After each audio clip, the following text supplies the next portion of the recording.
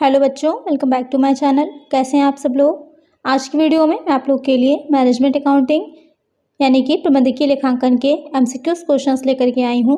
इसके अलावा भी और भी सब्जेक्ट पर मैंने एमसीक्यूज वीडियो डाली हुई हैं। ऑडिटिंग है, स्टैटिक्स है, कम्युनिकेशन है, ऑर्गेनाइजेशन है, और भी किसी सब्जेक्ट पर अगर आप एमसीक्यूज वीडियो चाहते हो या डिटेल वीडियो चाहते हो तो सब्जेक्ट का नेम मुझे कमेंट करिएगा। अगर मैनेजमेंट अकाउंटिंग के इंपॉर्टेंट क्वेश्चंस की वीडियो आप चाहते हैं तो भी मुझे कमेंट करिएगा। चैनल पे नए हो तो जल्दी से सब्सक्राइब कर लीजिए, नोटिफिकेशन बिल्कुल ज़रूर ऑन करिएगा। वीडियो अच्छी लगे तो लाइक करिएगा। आइए शुरू करते हैं। पहला क्वेश्चन है, प्रबंधकीय लेखांकन संबंधित है। Management accounting is related to recording to accounting data, recording to costing data, presentation of accounting data, all of these. तो यहाँ पर क्वेश्चन आपसे पूछ रहा है जो प्रबंधकीय लेखांकन होता है वो किस चीज़ से रिलेट करता है या किस लिए यूज़ किया जाता है। लेखांकन समूहों के अवलोकन से, लागत समूहों के अवलोकन से, लेखांकन समूहों के प्रस्तुतिकरण से, या फिर इन सभी से। तो जो प्रबंधकीय लेखांकन होता है आपको पता होगा किस लिए यूज़ किया जाता है। बिजनेस से रिलेटेड आगे के डिसीजंस लेने में मैनेजर्स जो होते हैं उनकी हेल्प करता है कि फ्यूचर में क्या करना है, और जो भी हमारे अकाउंट्स बनाए होते हैं उन्हीं अकाउंट्स की हेल्प से आगे की विश्लेषण और निरीक्षण करता है। तो यहाँ पर करेक्ट आंसर हो जाएगा ऑप्शन सी, लेखांकन समूहों के प्रस्तुतिकरण से।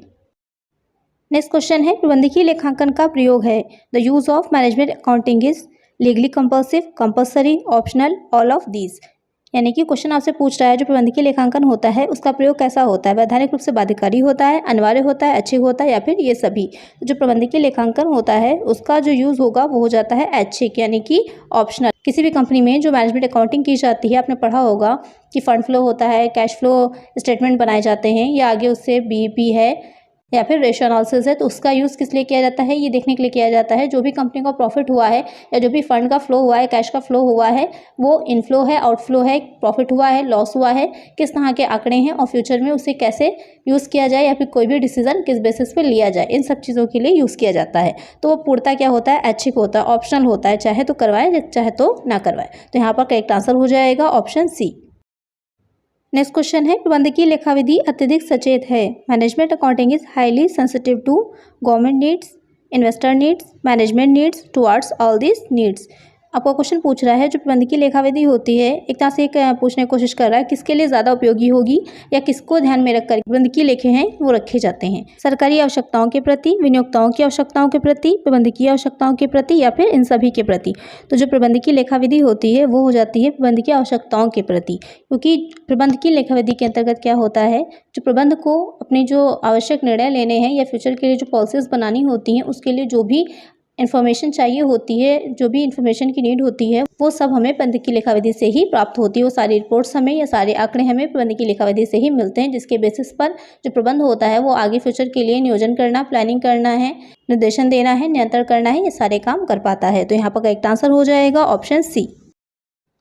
नेक्स्ट क्वेश्चन है, प्रबंधकीय लेखाविधि प्रबंधकीय सहायता करती है। Management accounting helps the management only in planning, only in direction, only in control, in planning, direction and control. Question आपसे पूछ रहा है जो प्रबंधकीय लेखाविधि होती है प्रबंध की सहायता कहाँ पर करती है या किन चीज़ों में प्रबंध के लिए सहायक होती है। केवल नियोजन में, केवल निर्देशन में, केवल नियंत्रण में, नियोजन, निर्देशन एवं नियंत्रण सभी में। जो प्रबंधकीय लेखांकन होता है वो नियोजन, निर्देशन और नियंत्रण तीनों में ही हेल्पफुल होता है। नियोजन में कैसे, नियोजन में क्या होता है, प्लानिंग में जो फ्यूचर में करना है उससे पहले ही हम उसकी एक प्लानिंग कर लेते हैं, पहले ही डिसाइड कर लेते हैं, अंदाज़ा लगा लेते हैं कि क्या हमें करना है, उसके कौन कौन से ऑप्शन होंगे, उसमें से कौन सा ऑप्शन हमारे लिए बेस्ट रहेगा, वही चीज़ हो जाती है नियोजन में। तो इसके लिए कौन सी चीज़ें आती हैं, मार्जिनल कॉस्टिंग होती है, बीईपी होती है, कैश बजट होता है। इन सब से क्या होता है, भविष्य के लिए ही तो अनुमान लगाए जाते हैं कि आंकड़े क्या होंगे और कैसे उनको हम आगे यूज़ कर सकेंगे। उसके बाद नियंत्रण में आपने पढ़ा होगा विचरण विश्लेषण यानी कि वैरियंस एनालिसिस, जिसमें सामग्री पर है, श्रम पर है, सब पर नियंत्रण करना है। स्टैंडर्ड कॉस्टिंग पढ़ी होगी, ये सारी चीज़ें उसमें आ जाती हैं। तो इस तरह तीनों में ही ये चीज़ हेल्पफुल रहती है। तो करेक्ट आंसर हो जाएगा यहाँ पर ऑप्शन डी। नेक्स्ट क्वेश्चन है, निम्न में से कौन सा प्रबंधकीय लेखाविधि का उपकरण नहीं है। मानवीय संसाधन लेखांकन, प्रमाप लागत विधि, बजटीय नियंत्रण, निर्णय लेखांकन। Which of the following is not the tool of management accounting. Human resource accounting, standard costing, budgetary control, decision accounting. तो आपने पढ़ा होगा मैनेजमेंट अकाउंटिंग में जो स्टैंडर्ड कॉस्टिंग है, बजटरी कंट्रोल है और डिसीजन अकाउंटिंग, ये तीनों ही आते हैं। क्या नहीं आता है, हो जाता है ह्यूमन रिसोर्स अकाउंटिंग यानी कि मानवीय संसाधन लेखांकन। तो यही हो जाएगा करेक्ट आंसर, मानवीय संसाधन लेखांकन, ऑप्शन ए। नेक्स्ट क्वेश्चन है, प्रबंधकीय लेखांकन मूलतः संबंधित है। Management accounting is basically concern with. The problem of choice making, cause and effect relationship, recording of transaction, only A and B. तो यहाँ पर क्वेश्चन पूछ रहा है आपका जो प्रबंधकीय लेखांकन होता है मूल रूप से किससे संबंधित होता है? चयन की समस्या से, कार्य परिणाम संबंधों से, व्यवहारों के अभिलेखन से, ए एंड बी दोनों से। तो जो प्रबंधकीय लेखांकन होता है उसमें चयन की समस्या भी आती है और कारण परिणाम संबंध भी आता है। तो यहाँ पर दोनों ही ए और बी करेक्ट आंसर हो जाएंगे। तो करेक्ट आंसर हो जाएगा ऑप्शन डी। नेक्स्ट क्वेश्चन है, प्रबंधकीय लेखा विधि एक फ्रेमवर्क है लेखांकन के लिए, लागत लेखांकन के लिए, निर्णय के लिए, प्रबंध के लिए। Management accountancy is a framework for accounting, for costing, for decision making, for management. तो जो प्रबंधकीय लेखा विधि होती है वो मेनली निर्णय के लिए उपयोगी होती है, फॉर डिसीजन मेकिंग। इसमें वो इन्फॉर्मेशन प्रबंधकों को, मैनेजर्स को उपलब्ध कराना होता है जिससे कि वो आगे के डिसीजन लेने के लिए हेल्पफुल हो सकें। यहाँ पर करेक्ट आंसर हो जाएगा option C.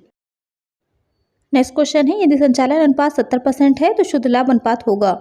If the operating ratio is 70%, the net profit ratio will be 15%, 30%, 35%, none of this, इनमें से कोई नहीं। तो यहाँ पर क्वेश्चन में ऑपरेटिंग रेशियो 70% बता दिया है, आपको क्या निकालना है? नेट प्रॉफिट रेशियो निकालना है। तो इस तरह के क्वेश्चंस में आपको ये पता होना चाहिए जो संचालन अनुपात होता है और जो शुद्ध लाभ अनुपात होता है उन दोनों का टोटल जो होता है वो 100 होता है, यानी कि operating ratio plus net profit ratio is equal to 100। तो यहाँ पर क्वेश्चन में आपको नेट प्रॉफिट रेशियो जो निकालना है तो हम 100 से क्या करेंगे, 70 को लेस कर देंगे तो कितना निकल के आ जाएगा, 30%। यही हो जाएगा हमारा आंसर। तो करेक्ट आंसर हो जाएगा ऑप्शन बी।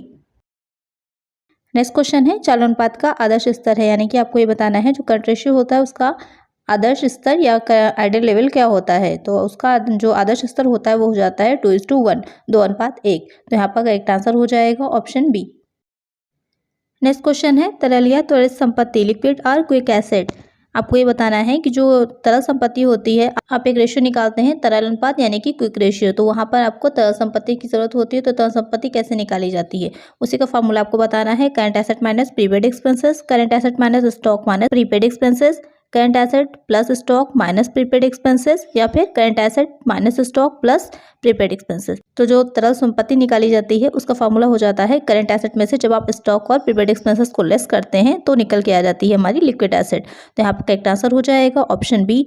अब यहाँ पर ये देख लेते हैं एक बार, आइए जल्दी से, कि करंट एसेट कौन कौन सी होती हैं। Cash in hand, cash at bank, marketable securities, short term investment, debtors, bills receivables, stock, accrued income, prepaid expenses. तो ये सब हो जाती हैं करंट एसेट। तो यहाँ पर करेक्ट आंसर हो जाएगा ऑप्शन बी। आज की वीडियो में इतना ही, मिलते हैं नेक्स्ट वीडियो में कुछ और नए क्वेश्चंस के साथ। अगर वीडियो अच्छी लगी हो तो लाइक करिएगा, चैनल पे नए हो तो सब्सक्राइब करिएगा, नोटिफिकेशन बेल को जरूर ऑन करिएगा जिससे जो भी वीडियो मैं डालूँ उसका नोटिफिकेशन आपको मिल जाए। ज़्यादा से ज़्यादा फ्रेंड्स के साथ शेयर करिएगा। Thank you.